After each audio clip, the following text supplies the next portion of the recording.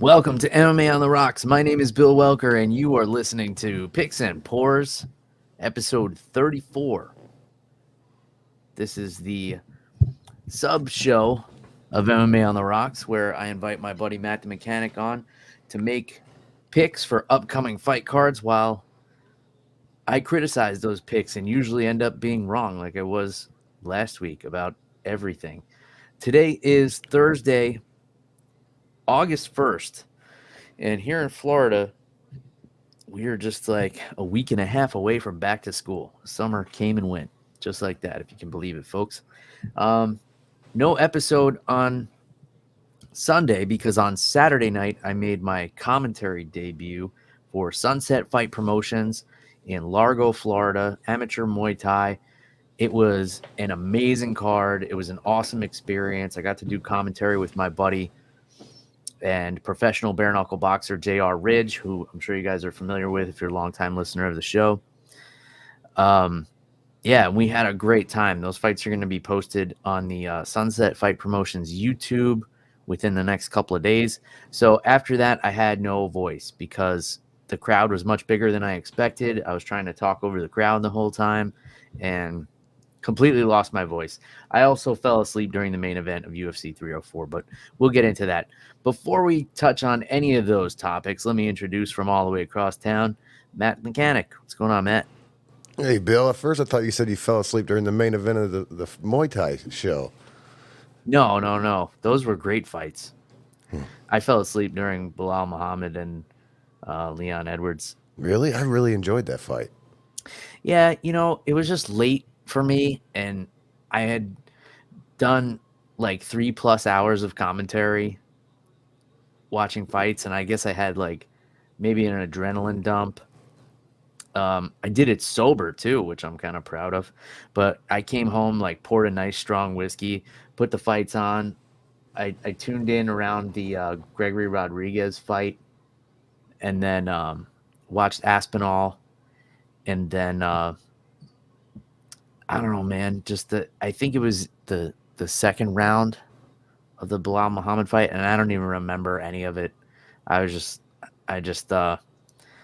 shut it off and brought myself up to bed. My throat was all sore. Well, on behalf of all our European friends, I would like you to send in comments making fun of Bill for complaining about this fight card going too late. Look, man, I'm pretty much middle-aged now. I got kids. I was doing commentary. These people are out there at 6 o'clock in the morning sending in their Uber Eats breakfast order on the way out to the main event. Yeah, they were there live. Yeah, and they haven't had enough energy afterwards to fight in the crowd. There's a big brawl. Did that happen too? Yeah, I'm not sure. And then Michael Venom Page got in a brawl in the hotel locker, or not locker room, lobby with some guy I was not too familiar with. Interesting. There was a lot of brawling going on. We had Manel Cape and what's his name? The guy that got cut. Yeah. Makayev. Yeah, Makayev. So Makayev won the fight, and I didn't see this fight either, but from what I understand, it was very lackluster, and Makayev was at the end of his contract, and the UFC was like, this guy's too much to deal with, and they just let him go. Yeah, they said have fun in the PFL, but the PFL doesn't have a weight class for him. Yeah, I think that was a little dig at the PFL. Like, oh, you're so insignificant, we don't even know what weight classes you have. But Farid Basharat is who got in a little scuffle with Venom Page. All right, so there was a lot of that. Yeah, everybody seems is fighting these days. Everybody in the world. Hey, that's what happens. You're sleep deprived, and tensions are running high. So the main event was good. You want to vouch for this? Should I actually take the time to go back and watch it? I mean, I was entertained, but I'm entertained anytime a grown man can hold down another professional athlete and just. Sure. I mean, I know it's boring or whatever, but I know how damn hard that I don't know how hard it is, but I know how hard it is to hold down a regular person, Yeah. let alone Leon Rocky Edwards. Yeah, it's definitely impressive. I mean, I'm not taking anything away from Bilal Muhammad's performance. I just, like, I didn't have a dog in this race. There was nothing about it that made me care about who won. Yeah. You know, I wasn't rooting for either guy. I wasn't rooting against either guy. I just had I didn't have any money on the fight. So I just had there was no why for me. Yeah, we might check it out. You should probably watch that before you go or watch any Olympic boxing. Let's put it that way. All right. Are you going to segue into my hot take here? Oh, I don't have it ready. I'll give you mine. All right. What's your hot take, Bill? All right. Hot take or take a shot? I got some nice Jim Beam peach here. Nice. I don't mind Jim Beam, so we'll see. I got when you do your hot take, I got some Howler Head here. All right. So here's my hot take, Matt. Everybody's piling up on this Olympic boxer, Iman Khalif. Now, Iman Khalif competed in boxing. She's from Algeria, and she won her first bout in 46 seconds because her opponent from Italy, Angela Carini, basically threw in the towel and said she didn't want to continue.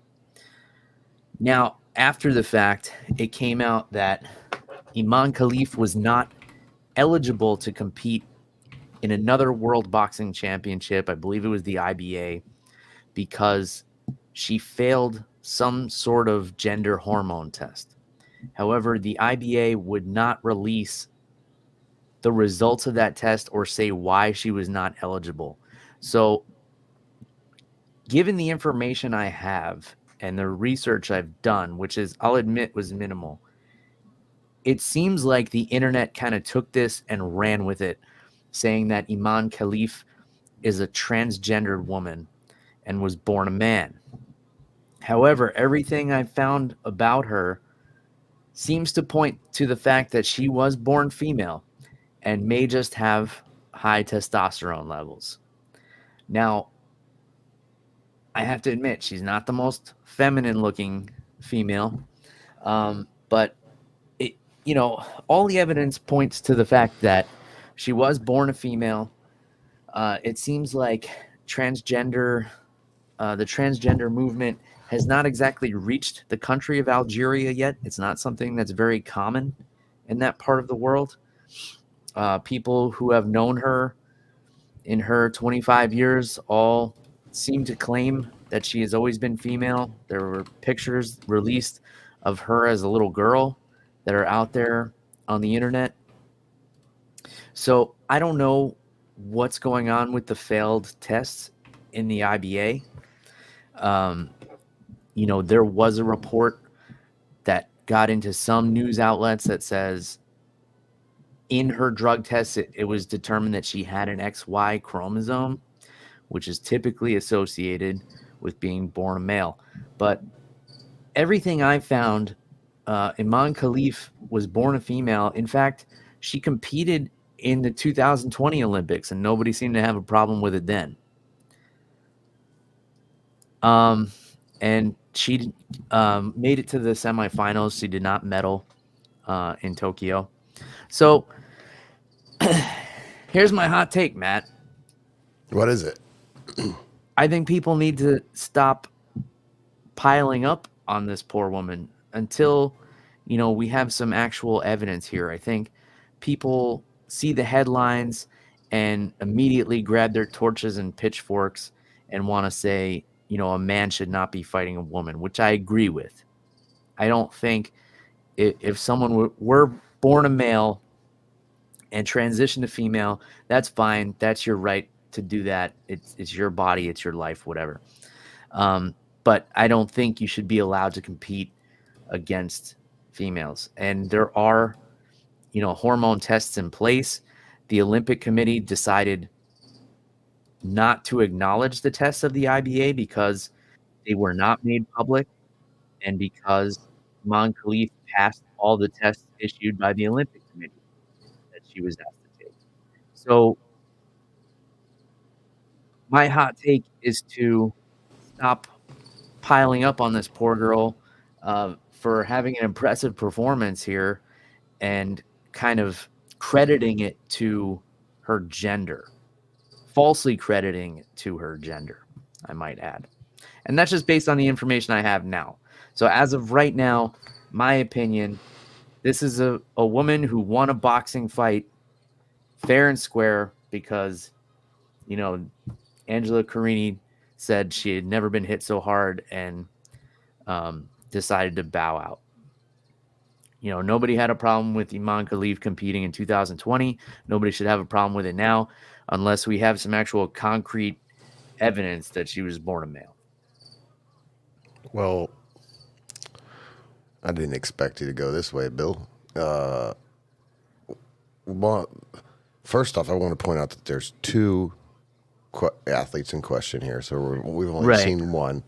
You know, I agree with your hot take that we should not pile on people because that's like a part of our culture that's getting worse and worse. We should not pile on people at all. But my problem with this issue here is I knew about this issue 2 weeks ago. I don't know why this stuff wasn't addressed beforehand. Like, I decided I'm not going to watch the Olympics this time just because I feel like there's so many things that are being done to just piss people off, to make them, one, either celebrate the Olympics or two, get mad, to get people talking about it. Like the ball sack out at the opening ceremony, like the weird scenes that were created, like. Man, like this is a Olympics. Like this is the one time every 4 years we're supposed to act like we give a shit about polo and all these weird sports. And these people get to work. They work their whole lives to try and go out there and look like a gangster shooting. I don't know if you saw the guy in Turkey. Like those are the moments that I expect from the Olympics. I don't need this bullshit. Nobody needs this bullshit. Like if it's not a problem before, then address it. Don't let it go viral. Then say, "Oh, maybe." But here's the thing: they did address it because they put her through their testing, and they deemed that they were going to ignore the IBA testing, and they qualified her. If she had just won a boring decision, this would not have been an issue. But because she won in like devastating fashion, that's the only reason. I guess our algorithms are different because it's been an issue in my algorithm for the last 2 weeks. Right. And it's been on mainstream podcasts and people talking about it. And like I said, I agree with your point that we shouldn't pile on people over shit we really don't know. But I don't blame if that's all true. Then I don't blame this woman. She's a good boxer. Maybe she'll win. Maybe she won't. But the Olympics got to get their shit together if they want. And who knows? Maybe she's just on steroids. Maybe she skirted the Olympic tests. But also, if there's a level of testosterone that can be in their blood sample, that's the level. I mean, if that's the rule, it's kind of like I watched Cleo Roundtree on Rogan this week, and he was bitching, and one of his big arguments was that this isn't a performance enhancing drug. Well, no, but you're not allowed to take it. Like you sign this paper saying. Testosterone? No, his was some, I don't know, some new drug that apparently doesn't do anything for performance, but it was a banned substance and he ingested it. And he goes, well, I didn't know I was taking it. Why? The company screwed up or, all this crap. Well, it doesn't matter. You're not allowed to take it. And in this situation, if there's a level of testosterone you can have, that's the level. Yeah. So... I don't know. I'll take some. I've been looking at this peach snot shit for a while. I'll take it. I mean, you don't have to take a shot on this one. I went kind of rogue on this one, but let's wait. Why don't you give me yours and then mine? All right, mine's a little more fun. Mine's definitely more about our show. Wait, your before show. you get into the fun, I just want to post some of Mark Fellow's comments. He said, "Everyone who wins gold is on steroids," and that's a quote from Nick Diaz, according to Mark. And he said, "Simple, get the Olympic doctor to pull her pants down and have a look." Yeah, that's another. She could solve this real quick. Yeah. If she knows how to turn her head and cough. She should just start an OnlyFans right now, because either way, she's going to make some money. Yeah. Yeah. Oh, either way. She'd get a good 4 or 5 weeks of teasers. Like, what are you going to see under here? All right. My hot take hands. is going back to UFC 304, and I say we witnessed the best submission of the year so far. I wonder if this is a fight I saw. I'm pretty sure you did. Oh, okay. Okay. So, and that is Paddy Pimblett with the victory over King Green. Now, why do you say it's the best submission of the year? Well, one, it was a very technical submission. Mm-hmm. And it also, I think when you say the best submission, the best, it was very technical. He threw a kick. Bobby, well, now he's saying he slipped, but Paddy scooped up, or Bobby went for the shot, picked up the leg, right. Went into the left his neck out, went into the guillotine, transitioned to the triangle, finished the fight there, but still transitioned to the arm bar and didn't totally destroy his arm. He showed some restraint, but also I think it's a submission of the year because it was do or die for Paddy. Like, he could have went out there and looked like shit, and maybe not even stayed in the UFC. Now he's off to the races, off of a very, very good fighter. That's true. Yeah, the stakes definitely make it better. The only thing that bothered me about it was the refereeing. Well, yeah, but that's not Paddy's fault. Right. But it shouldn't have even gotten to the armbar transition. Yeah. With John McCarthy's, his explanation of it made a lot of sense. The ref will get focused on, one thing, and that doesn't change, so he doesn't notice everything else, and that makes sense. But that's what I mean. Paddy was looking out for King Green more than the ref was in that situation. So, well, I can't. I have some the current top ones if you want to see if you think one's better. Oh, okay. Well, my concession was going to be that I can't think of a better one, but yeah, go ahead. So I'll even give them to you. What is ranked on, let's see, Tapology now is Ortega over Rodriguez, the arm triangle choke. Okay. And then it falls off. Anthony Hernandez, rear naked choke. Jim Miller over Benitez. Yeah, I had a lock here. All right, I'll give you this one. Yeah, I can't argue against that then. Yeah, given the stakes, and it was, hometown crowd, and let's be real, it was a fight he was not supposed to win. I did not see a path to victory for Paddy Pimblett. I definitely, if you told me Bobby Green was gonna shoot a takedown, I'd be like, get fucked. Well, he says he slipped. No, he didn't. You don't slip into a well-timed double leg. Yeah. But yeah, well, I'm glad you can admit that, because I knew your opinion of this fight. Yeah, I mean,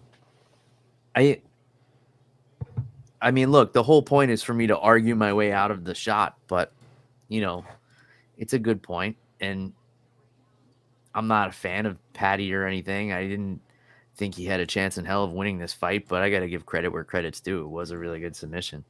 So I only have one glass here. No, just straight out of the bottle, like college. All right, fine. So I'll do some of this nasty howler head. We did go 3-2 last week, so not terrible. Well, it's a good thing you didn't listen to me, because I picked Leon and Bobby Green. Well, I picked Leon too, But And I I remember we probably would didn't have picked Giga Chikadze too. remember we didn't bet that. We went Brazil by sub instead over Molly. Right. Oh, right. So that one didn't And count. then we had oh wait no, we went 2 for 3 because I did the Aspinall right, but in the wrong round. We were going between 1 and 2. We should have picked 1. RoboCop looked amazing. All right. So we both doing a shot here then? Yeah, sure. All right. Hot take or take a shot. You guys know the rules. Cheers. Nasty howler head down the hatch. I definitely had it easier tonight. That's not too bad. Oh, Jim Beam Peach. Yeah, it's not bad. Yeah. Ugh. Oh. Yeah. Yeah, those flavored Jim Beams are not too bad. The orange one was gross. Yeah, that one wasn't very good. That one was nasty. I'm gonna have to wash this nasty howler head taste out of my mouth. You see, I've got a bottle of one of our favorites here at Eagle Rare. I believe this is the bottle you gave me. Which reminds me, I still have some goodies that I have to drop off at your place that I haven't gotten around to yet. But No worries. We live pretty far away. yeah, I know. All right, I just got back from Atlanta this week. I've been so busy. No. You're busy, Bill. I'm good. I got some I'll get around to it. Probably Buffalo Trace. I got a couple things over here. Yeah, or just bring your dog over so my kid can tire. Yeah, it is time. In any case, I got some Eagle Rare here just because it was nearby. I wanted some, and as you know, Khabib Nurmagomedov was the Eagle, and now his family member Umar Nurmagomedov is going to be in the main event this weekend. So I was like, sounds like a good time for some Eagle Rare. Anytime's a good time for Eagle Rare. Yeah, I know, but I just thought I would be somewhat professional and try and make a connection here. Yeah, So, and it's a little more expensive, so you got to talk yourself into it sometimes. it's a bit of a stretch. That's what I do with my E.H. Taylor. It's like, oh, it's a good time. I'll bust into it. Yeah, and it's like sometimes when it gets down near the end of the bottle, I'm like, I don't know. And logically, I know that the taste is not going to be effective if you leave this bottle sitting, as long as you don't have it like in direct sunlight or have it in a really humid room. The flavor is not going to change that much, even if you leave it open for a few years. But, subconsciously, I'm like, I better finish it before it goes bad. Yeah. Well, I was going to use that as a guide next time I'm over to some fights. I was like, oh, that one's almost empty. That must be pretty good. There you go. Yeah. Everything's up for grabs on fight night. Yeah, I know. Unless people are over that are not whiskey drinkers, and then I put the good stuff away. Yeah, I remember. Yeah, that can get bad. You get like a $50 Jack and Coke. Yeah. Yeah, like when my brother-in-laws are here and they're family, and I would do anything for them, but they'd be just as happy, drinking Jim Beam as they would, any of the higher end stuff, and they'll go through it. So I'll just put out some bottles, for them. Yeah, just get the trendy liquor of the time, and there you go. Yeah, like my one brother-in-law is like a big Knob Creek fan, so I'll just get a bunch of bottles of Knob Creek, and we'll crush those. If it doesn't make a difference to people, but if people appreciate it, then I'm more than happy to put out the good stuff. All right. So we got UFC is in Abu Dhabi, and it's in my time frame here. Yeah. Matt, we got old man time. Yeah, the main card starts at 3 p.m. Eastern, I believe. So Abu Dhabi's not playing these games where we got to be prime time in the U.S. That's so weird. I don't understand that. Why they did that. Oh well, let's move on.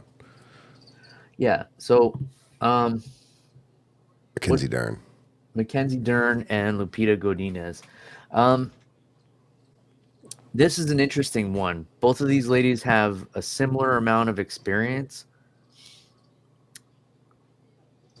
personally, and I haven't seen the odds or anything, but I have to give the edge to Mackenzie Dern here for two reasons.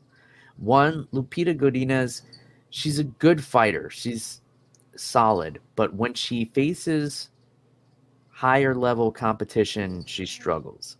If you look at her losses, Jessica Penne, Angela Hill, and most recently Virna Jandiroba, and even the Tabitha Ricci fight was a close one, and she won a close split decision. I would be more on the fence, but now that I saw Mackenzie Dern is back with Jason Perillo, I definitely have to lean towards her a little bit more, because when she first started training with Perillo, that was the best version of Mackenzie Dern we saw. Her striking was night and day. We know her jiu-jitsu is elite. Godinez has never been submitted, but she's also never faced a submission artist the level of Mackenzie Dern, except for Virna Jandiroba. But Yeah, but Bill, how's she going to get to the submission area? well, that's what I'm saying. The X factor here is that she's back with Perillo, and her striking is looking pretty good from what I've seen. I saw a video of her hitting pads with Perillo, and she was looking pretty sharp. And her striking was a lot better when she was with him. In her last fight, her striking was terrible because she was just like training in her garage or something with her like boyfriend's dad or something, was a boxing. I don't even know who she was with, but Jason Perillo is an elite coach for sure. One of the best of all time, in my opinion. So, and I would think, even though Mackenzie's not coming off a great performance, I would still think she would be a slight favorite here. She is the slightest of favorites. Yeah. Minus 118 versus minus 102. That's basically what I thought it would be, even though she's lost 3 of her last 4. Yeah, I wish I would have made the bet at the beginning of the week, because that Loopy started at plus 120. So if I could have got her at that price, I probably would have taken it. Yeah. I think she has the edge striking. I know Mackenzie was out with Cejudo for a bit, trying to work on some wrestling, but I just don't see I mean, it's hard to learn wrestling. So I was at plus 120. I would have took Loopy for sure, but I'm just going to make the safe bet with Dern. I don't know if it's really safe, but that's what I'm picking. That's fair. All right, the next fight. I don't know why we're even talking about this. Like, it used to be, if you lost 3 fights, that was it. That was the magic number that got you yanked out of the UFC. Here we have Tony Ferguson on a 7-fight losing streak. Granted, he didn't look terrible in the Paddy Pimblett fight.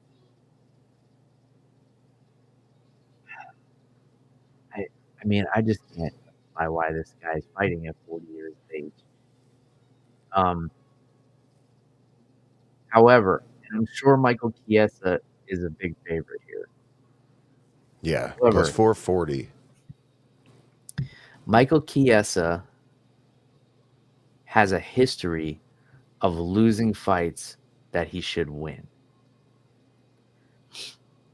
The biggest example, I think, would be the Kevin Lee fight, where there was so much,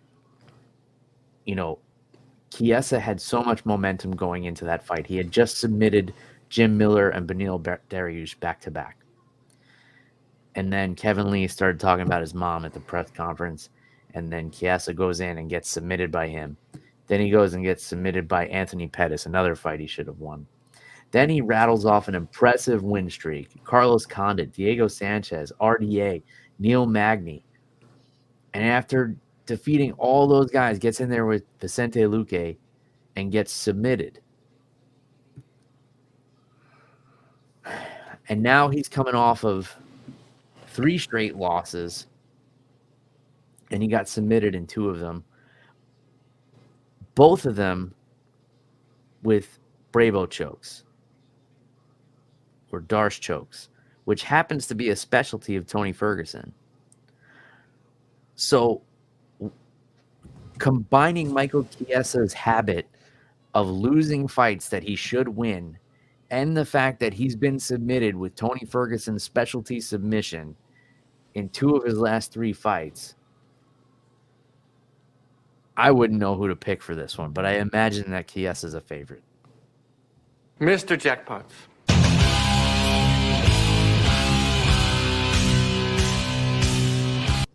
Yeah, I feel the same way. I wasn't very excited about this fight. I mean, I love Tony Ferguson, but it's plus 440, opposite minus 600, 10 fight combined losing streak. But fuck it, Tony by subs at plus 1200. I mean, it's, in my opinion, it's worth sprinkling a little on that. That's just because of the facts that I laid out. So is that where the dollar's going? That's where the dollar's going. And Mr. Tony Ferguson, please land that and walk off into the sunset, please. Yeah, lay the gloves down, Tony. Don't. I did see the press conference this week. Dana, or they asked Tony about Dana wanting him to retire, and Tony's response was, "Well, we all have a bunch of shit that we want Dana to do too." All right. But I mean, like, Dana used to retire guys. Like, he forced Chuck Liddell to retire pretty much. And there was a handful of other guys. Or maybe the UFC has their finger on the pulse of this more than we think. Maybe, some of the people Tony's lost to are incredible fighters. He has lost to everybody. Yeah, I mean, if you look at it on paper, Justin Gaethje, Charles Oliveira, Beneil Dariush, Michael Chandler, Nate Diaz, Bobby Green, Paddy Pimblett. I've picked every single one of those fighters to win in the last year. Except Michael Chandler. His last win, similar to Conor McGregor, was against Cowboy Cerrone in 2019. But let's get the sub and let's walk off. I mean, I like that plan, but my concern is, win or lose, if Tony Ferguson is done, he's going to end up in bare knuckle boxing. Maybe that's what Dana knows, and Dana likes him too much, so he's going to keep him around. Maybe. Because Tony's also said in the conference that he's going to make a title run at 170. No, he's not. Hey, it's a weird world, man. Yeah, it is, but he's not.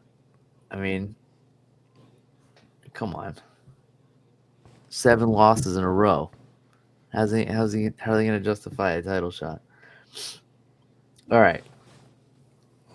Here's a fight I'm really looking forward to. Marlon Chito Vera and Davison Figueiredo. This is an interesting one because Figueiredo has looked great since moving up to bantamweight. This is definitely going to be his biggest jump in competition, though. And what are we going to see from Chito Vera? Right? He's the kind of guy, he's always a slow starter.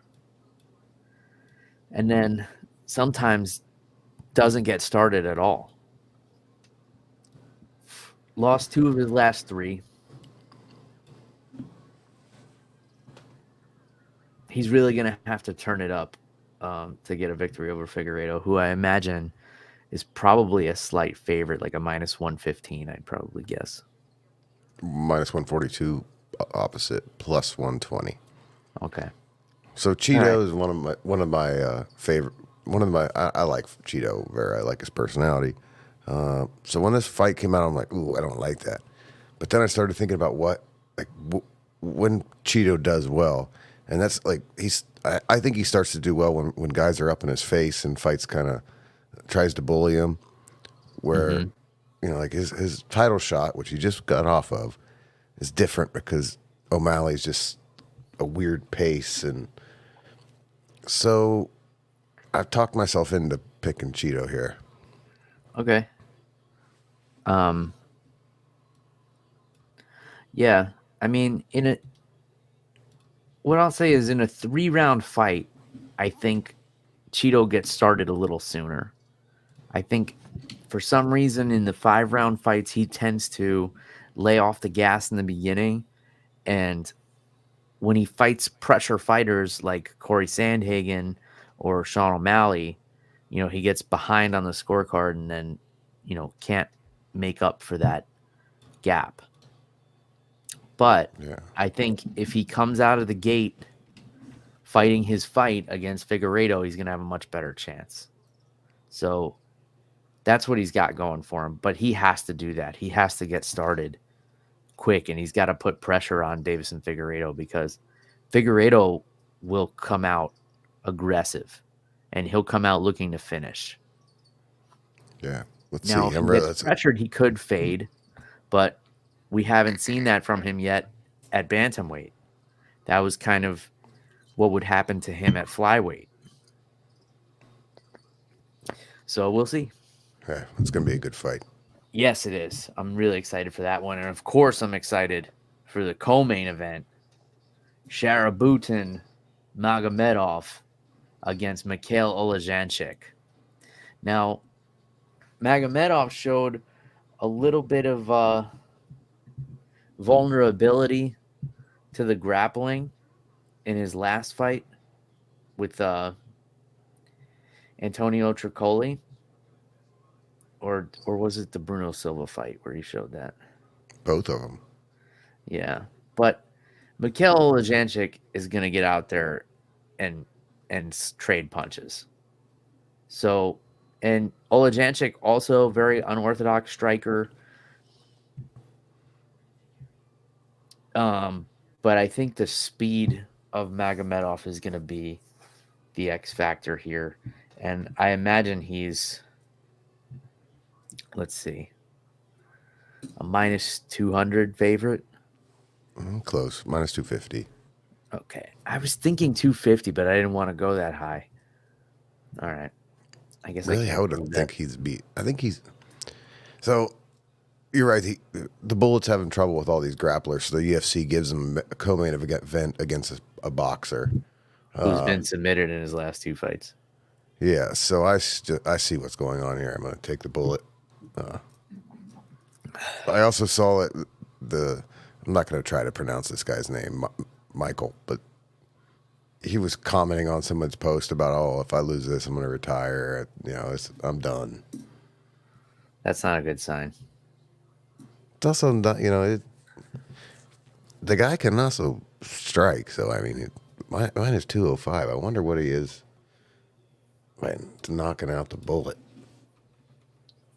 Yeah, what is Mikhail Olajanchik by knockout? Man, that would be a terrible day for Dana. I don't think he cares. Like, this guy, he can only fight overseas because of the one eye thing. Nobody in the States is going to sanction him, so you can't even really let him get to title contention anyway. Wow. It's only plus 400. By knockout? Yeah. Oh, that's not worth it. Yeah, we'll take the Bullet. Yeah, if it was like the Pirate. The Pirate. All right, main event.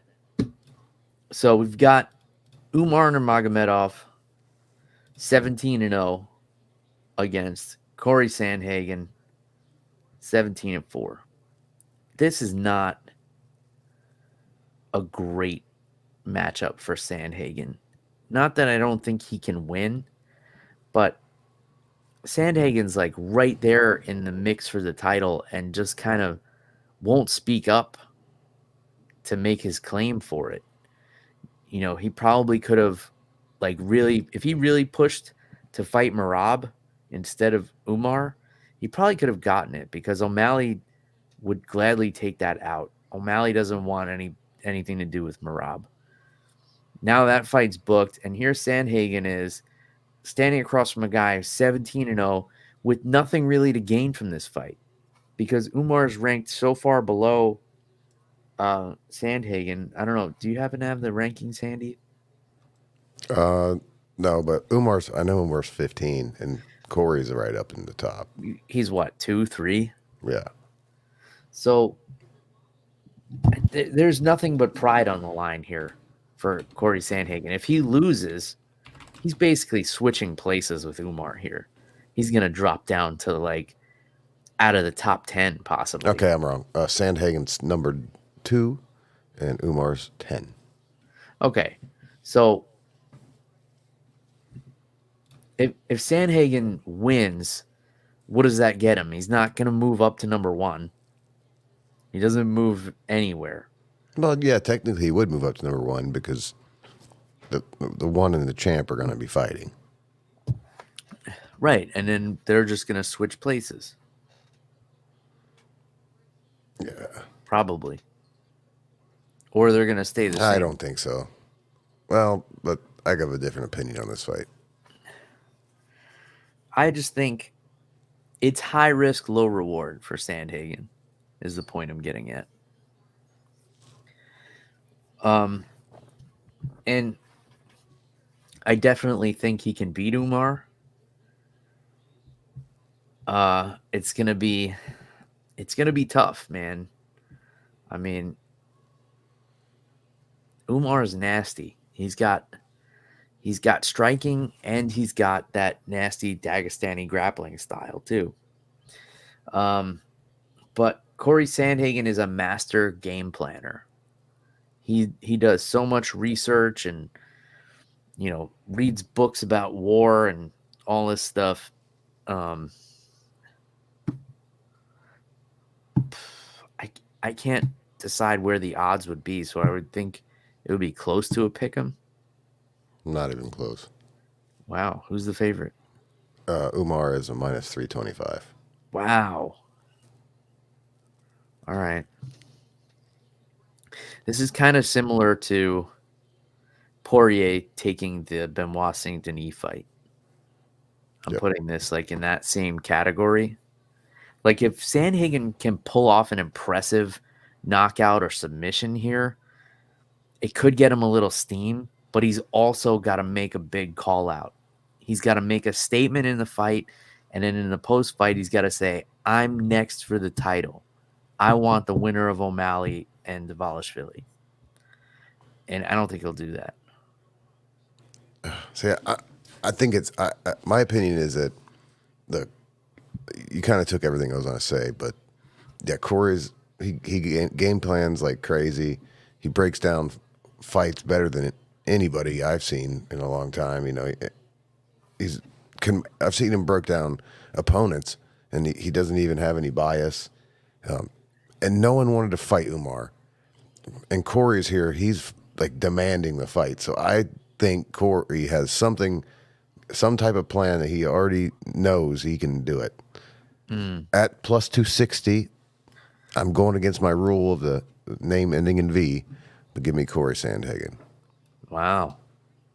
That's a big rule break for you. Yeah, but Cory Sandhagen at plus 2, that's crazy. Yeah, I mean, yeah, it's crazy that the number 2 guy is such a big underdog against the number 10 guy. What does that say about the rankings? Well, I think his last name has a lot to do with this. Well, yeah, and his record. But he doesn't even really fight like those guys, really. That's true. He's a different breed of Nurmagomedov. That's for sure.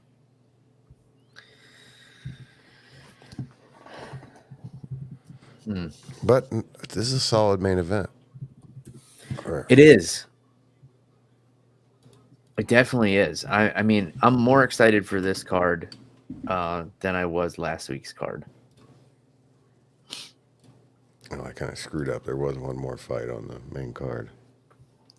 Is it the Joel Alvarez and Elvis Brenner? Yeah, my bad. Who cares? You want to just give me a pick? No. All right. One fight I'm interested in is Azamat Mirzakhanov against Alonzo Menafield. Mirzakhanov, 13-0, light heavyweight. Alonzo Menafield has proven to be one of those guys super dangerous in the beginning of the fight. But Mirzakhanov has a lot of first-round finishes himself, and he's also gone the distance a few times, especially since coming into the UFC. So we know he's durable. 9 wins by knockout in his 13 fights, 13-0. And Menafield is one of these guys, he's going to knock you out or he's going to lose, pretty much. Yeah, his last loss was in 15 seconds to Oldberg. Yeah.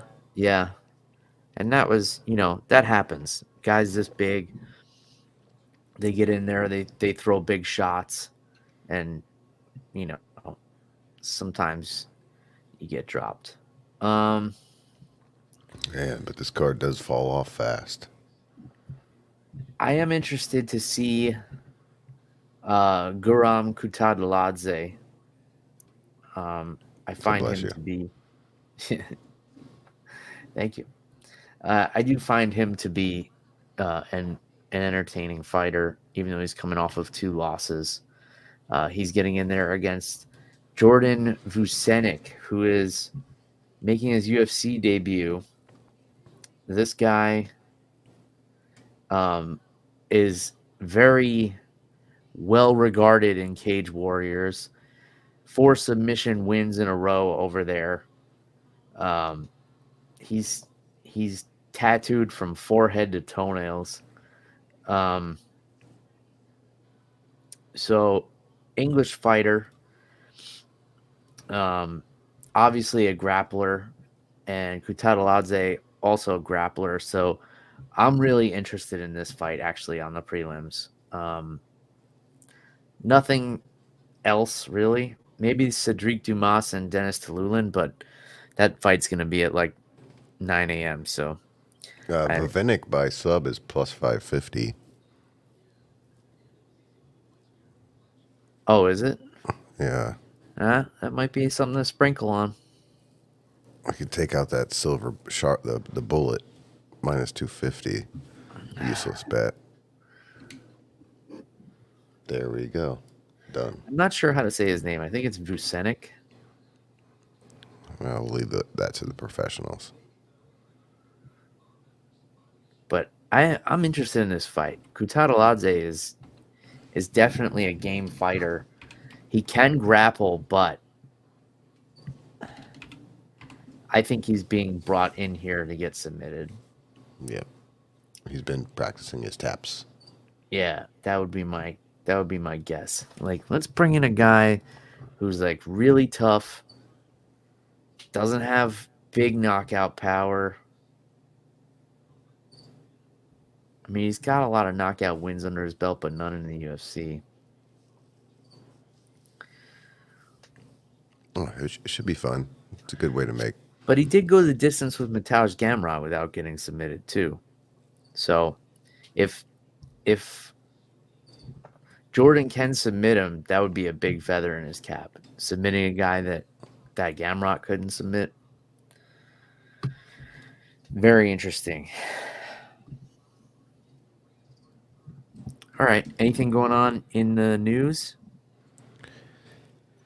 Well, the judge in the UFC antitrust lawsuit decided that he did not like the settlement, and he is making the case go to trial starting in October. Okay. Even though both parties agreed to a settlement around $300 and some million, the judge didn't like the fact that they started in like the billion range and settled for much less, and I guess he wants to investigate farther. I don't think the UFC is probably very happy about that. Yeah, probably not. So hopefully that works out for everybody. I forget I don't remember if we mentioned the main event from the Sphere. Actually, the whole card of the Sphere was announced. Did we talk about that? No, we didn't. Okay. Well, it probably should be talked about. It is September 14th is the Sphere. Main event, Marab versus O'Malley. Two of the most dynamic Mexican fighters on the roster. Yeah, that's like everything is weird. Yeah. It's like It's a badass fight, and I'm happy that freaking Marab finally gets his title shot, and he gets it like it's supposed to be the big show, you know. Yeah. Yeah, this is like the one that Dana's been so excited for. And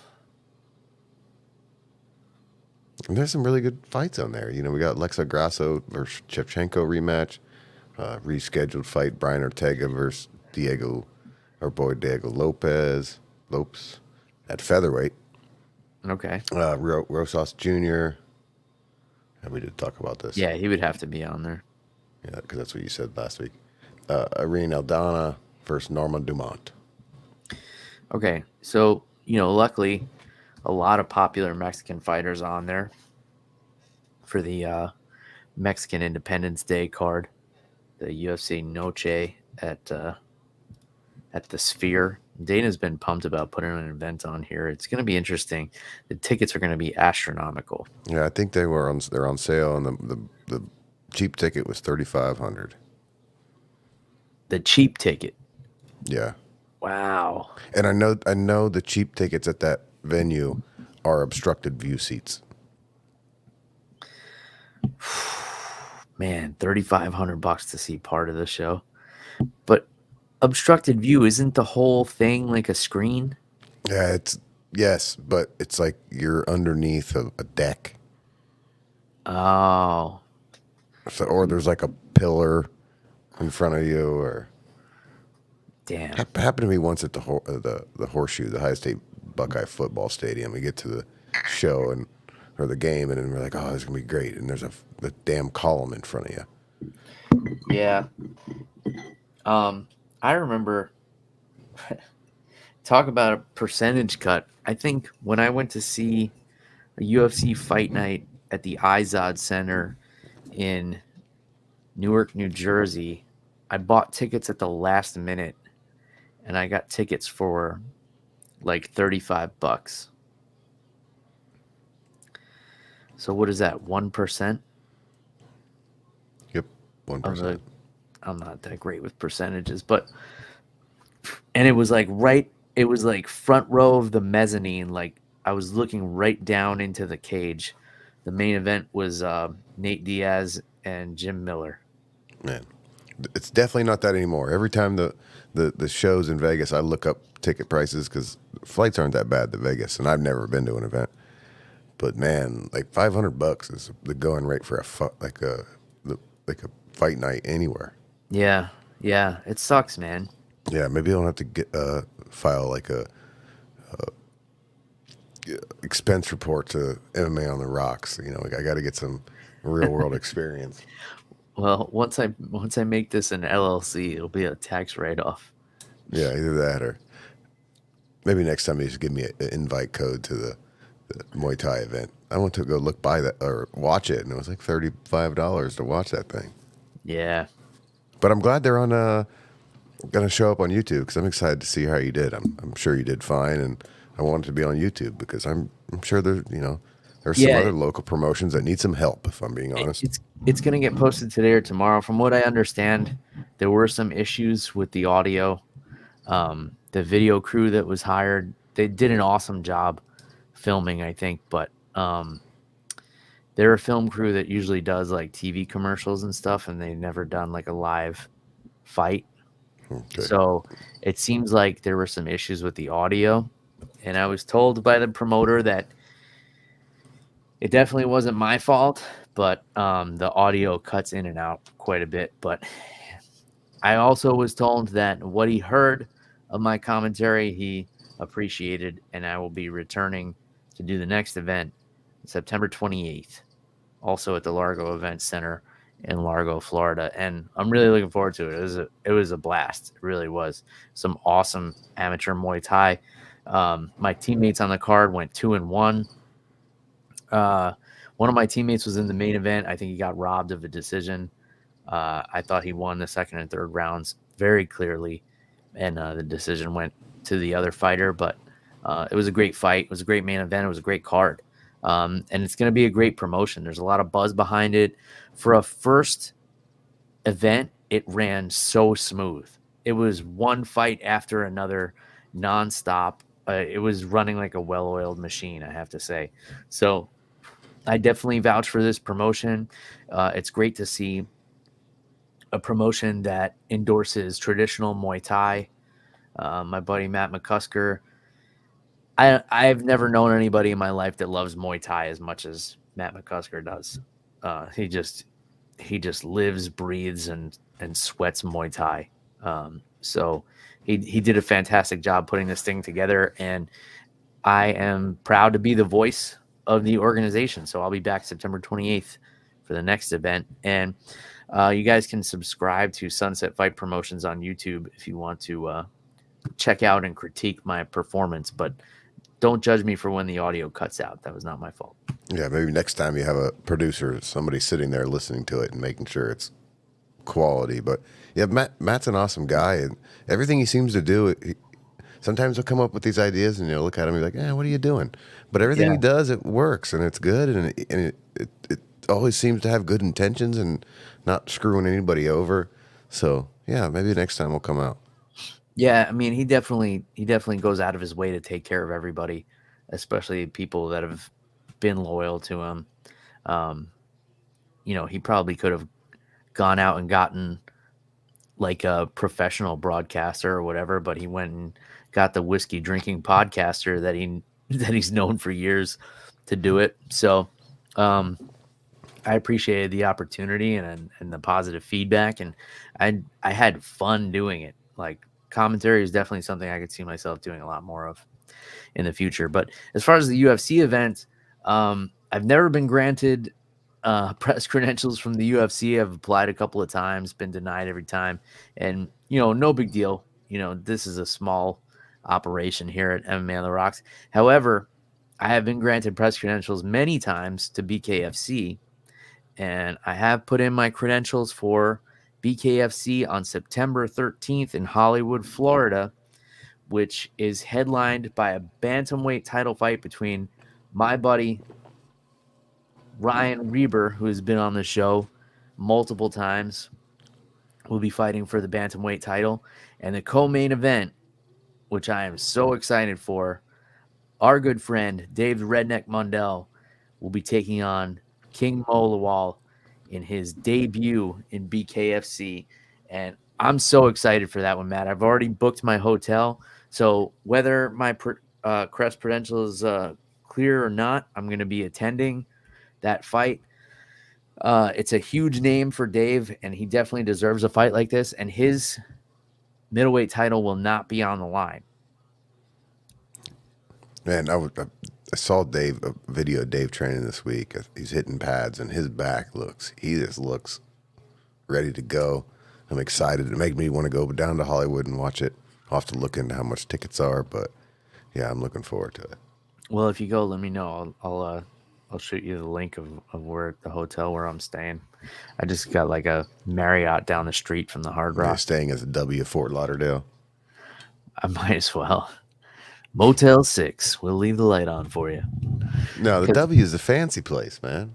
Oh, the Hard Rock was going for like $500 a night. Man, I was like, I'll just stay where the fights are. That would be easiest, but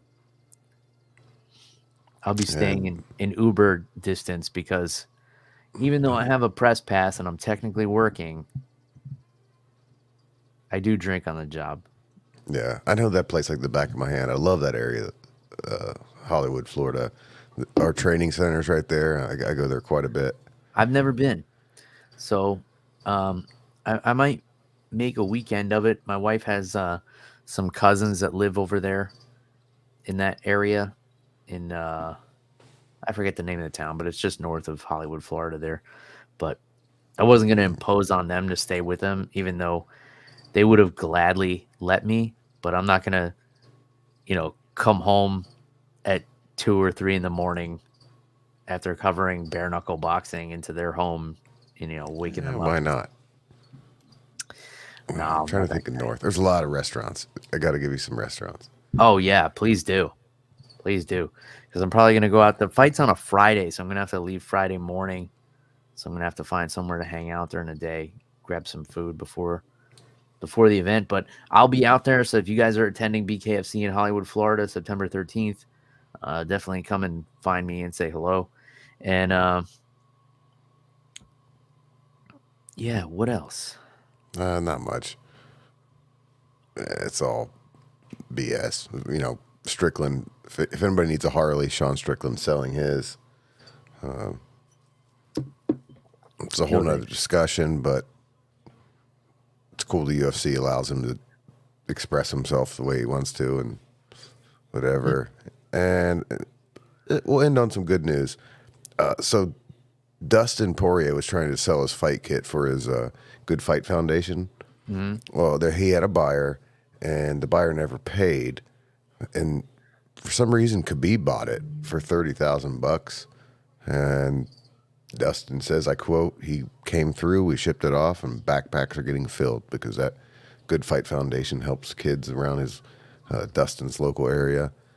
So I don't really understand it, but seems like a good story. Yeah, it's a nice show of respect. You know, Khabib owns several businesses, so it'll be a tax write-off for him as a donation. It's going to a good cause. So I'm sure he doesn't care to own that stuff. But yeah, that's what he said. He shipped it off. I'm like, come on, man, give it back to him. Yeah, he's just making a donation to Poirier's charity, which, you know, Khabib seems to be a good dude in that regard. Yeah, he seems all about the kids, all about helping the kids. I'm sorry, Khabib. Yeah, for sure. Only other thing I got, I've been getting into some books lately. I read an autobiography. Are you a Tool fan at all? Okay, a little bit. So, yeah, I've been a Tool fan on and off for many years. So I just read the autobiography of Maynard James Keenan. It's called A Perfect Union of Contrary Things. He's just a really interesting guy. And I think whether or not you're a fan of the band's music, I think it's an interesting read. The guy has just had a very bizarre life. And even the way he describes his choices that he's made in life are very interesting. Little known fact, he almost became the lead singer of Rage Against the Machine. He was roommates with Tom Morello when they were both living in LA, and Tom was trying to put a band together. And I don't know how that would have worked out. Yeah, it'd be interesting. I would love to hear like AI put together. Like, let me hear Rage Against the Machine songs with Maynard James Keenan as the singer, and that would be interesting to me. I remember back in the day when we were kids, they did like Linkin Park, and I think Jay-Z did like the collab or the kind of.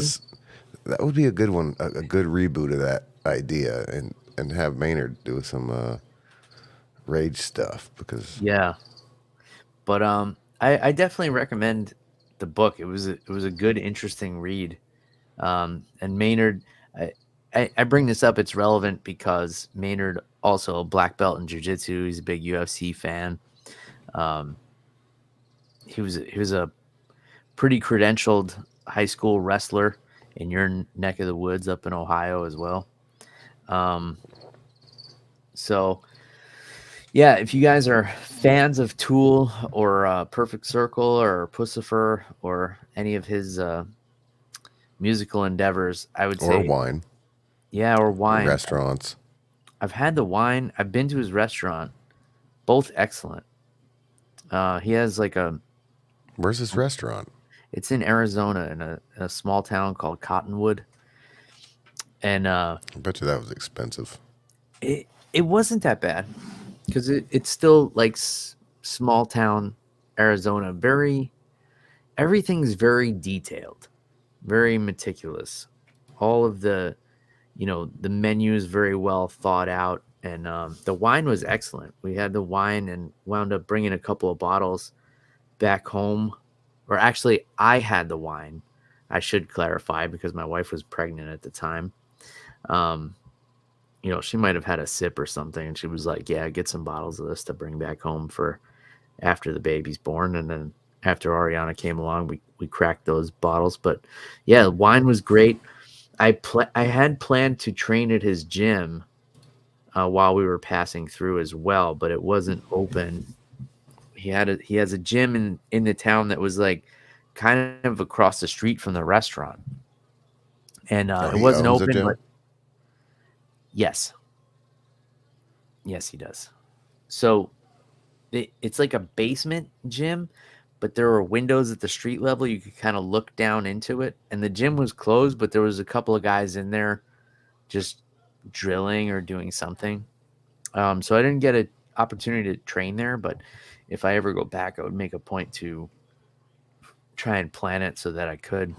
You'd make a point to go try and tap out the lead singer of Tool. I don't know, man. He's a bad motherfucker. I know. Didn't he have hip replacement? Yeah, probably. But, you know, never underestimate anybody. He's been doing jiu-jitsu a long time, probably longer than me. And he's got, I think, probably more wrestling credentials than I do, too. So, and I think he's in his 50s. But, Yeah. I don't know, man. I don't know. I'd like to go there, though. I'd check it out.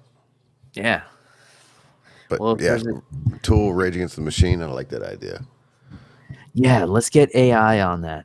Yeah, I can figure that out. Somebody tell me an AI platform. You know, I saw Mark Fellows, get on it.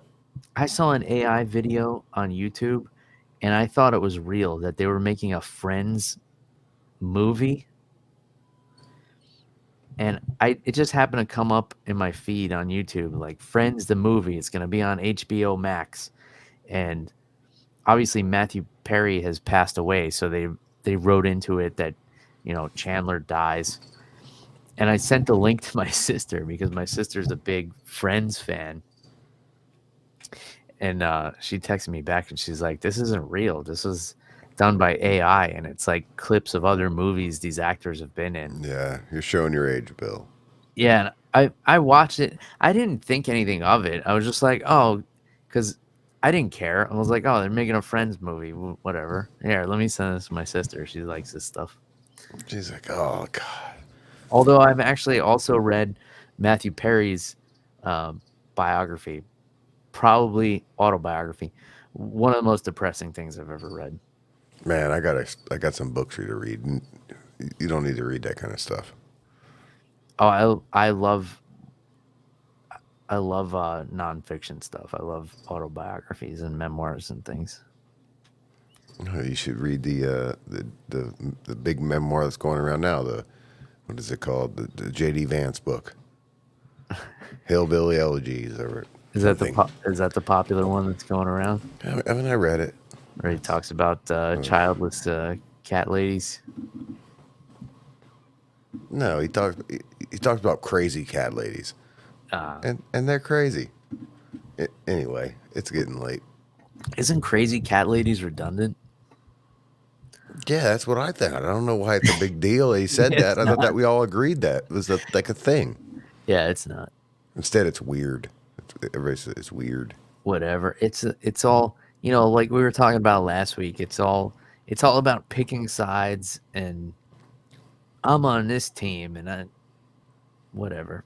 Yeah, just talk to your talk to your friends, and talk to the people you don't agree with. You'll figure out you guys are pretty close. You're just kind of trying to find your way through life, and nobody really gives a shit. It shouldn't matter that much. When I was growing up, my parents were both registered to different political parties, and it never mattered.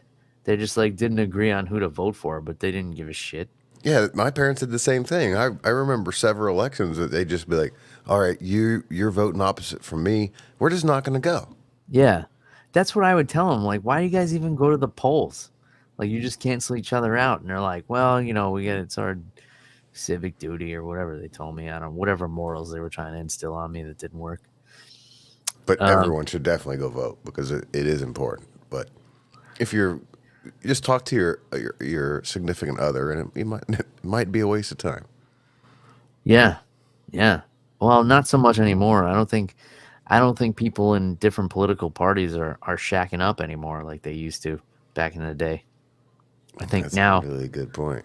I think now, I mean, I've been out of the dating game a long time, and so have you, but I think now it's a requirement that you got to date people within your own political party. Yeah. It was never an issue.